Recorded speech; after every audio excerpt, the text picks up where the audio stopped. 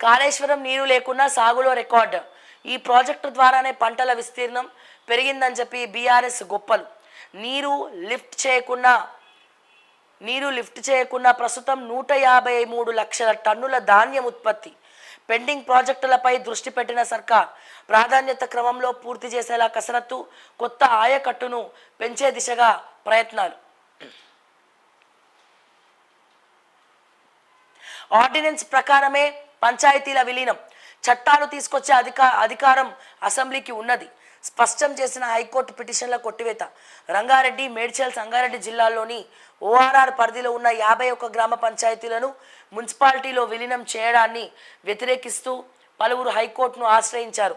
గురువారం విచారణ చేపట్టిన ధర్మాసనం ఆ పిటిషన్లను కొట్టేసింది. ఆర్డినెన్స్ ప్రకారమే పంచాయతీల విలీనం జరిగిందని, పాలనలో భాగంగా చట్టాలను తీసుకొచ్చే అధికారం అసెంబ్లీకి ఉందని స్పష్టం చేసింది. అట్లాగే ఫుడ్ పాయిజన్ ఘటనలపై నివేదిక ఇవ్వండి. విద్యార్థులకు పౌష్టిక ఆహారాన్ని అందించాలి.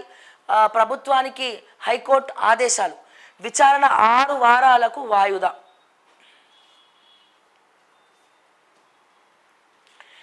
ఫీనిక్స్ కోసం కుంటలు ఫినిష్. ఏసీబీకి కంప్లైంట్ చేసిన లుబ్నా సర్వత్. ఎన్జీటీకి ఆఫీసర్ల తప్పుడు రిపోర్ట్లు. ప్రైవేటు కంపెనీలకు లాభం జరిగేలా మమసాని కుంట ఉనికే లేదని చెప్పి నివేదిక. అక్రమంగా ఎన్ఓసీల జారీ, అవినీతి అధికారులపై చర్యలకు demand. Okay, Rangareddy district Rangareddy, mandal Gandipet, village Puppalaguda. ఎన్జీటీకి ఆఫీసర్ల తప్పుడు రిపోర్ట్లు. ఫీనిక్స్ కోసం కుంటలు ఫినిష్. ఏసీబీకి కంప్లైంట్ చేసిన లుబ్నా సర్వత్.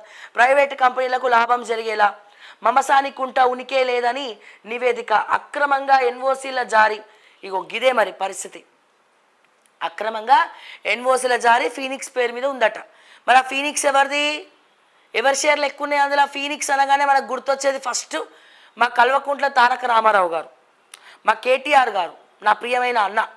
మా కేటీఆర్ గారు మరి ఎట్లా వచ్చిందో, మరి ఎన్ఓసీలు ఎట్లా ఇచ్చి మరి ఫీనిక్స్కి కట్టబెట్టినరో మా కేటీఆర్ గారు చెప్పాలి.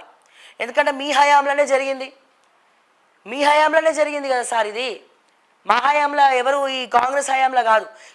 ఈ కుంటను ఎన్ఓసీలు ఇచ్చినటువంటి వాళ్ళెవరు, ఎన్ఓసీ ఇచ్చినటువంటి వాళ్ళు ఎవరు అనేది దయచేసి ఆలోచించాలి. అండ్ ఇది మాత్రమే కాదు, మా డిఈ రామస్వామి గారు సమాధానం చెప్పాలి. రుద్రారం మెయిన్ రోడ్ హైవేలో ఉన్నటువంటి కోమటికుంట చెరువుని మీరు హ్యాండ్ ఓవర్ చేసుకున్నారా లేదా? ఎన్ఓసీలు ఎవరికి ఇచ్చినారు? హైకోర్టులో కేసుల సంగతి ఏంది?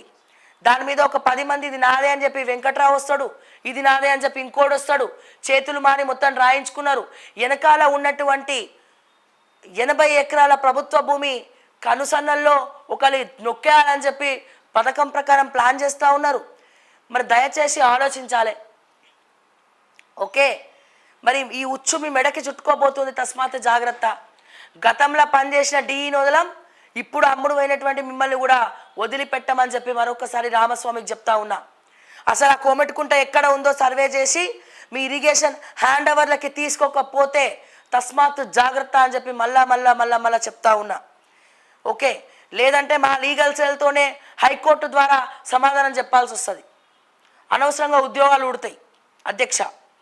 సో నేను ముందే చెప్తున్నా, ముందు జాగ్రత్త పడతారా, కోమటికుంటని హ్యాండ్ ఓవర్ చేసుకుంటారా ఎక్కడ ఉందనేది, లేకపోతే ఇంకేమైనా కావాలనా అనేది దయచేసి ఆలోచించుకోండి. అండ్ అదే రకంగా గతంలో